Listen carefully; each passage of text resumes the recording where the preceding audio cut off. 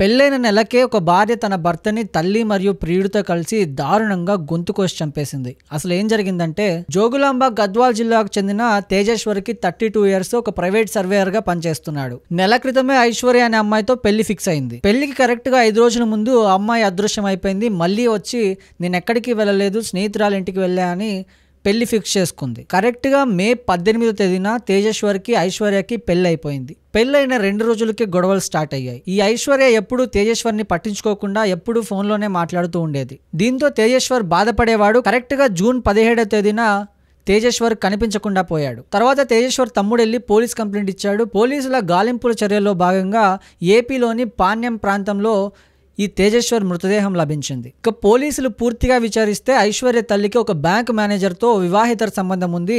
ఆ ఉద్యోగి క్రమంగా ఐశ్వర్యతోనూ మాట్లాడడం స్టార్ట్ చేశాడు. ఐశ్వర్యకి పెళ్ళైన తర్వాత ఐశ్వర్య ఆ బ్యాంకు మేనేజర్ దాదాపుగా 2000 సార్లు ఫోన్లో మాట్లాడుకున్నారు. మొత్తంగా ఈ ముగ్గురు ప్లాన్ చేసి తేజేశ్వర్ని చంపేస్తే ఆస్తి మొత్తం పొందొచ్చని ఒక సర్వే ఉందని చెప్పి ఐశ్వర్య కారులో తేజేశ్వర్ని తీసుకెళ్లిన తర్వాత అక్కడే తేజేశ్వర్ని గొంతు కోసి చంపేశారు.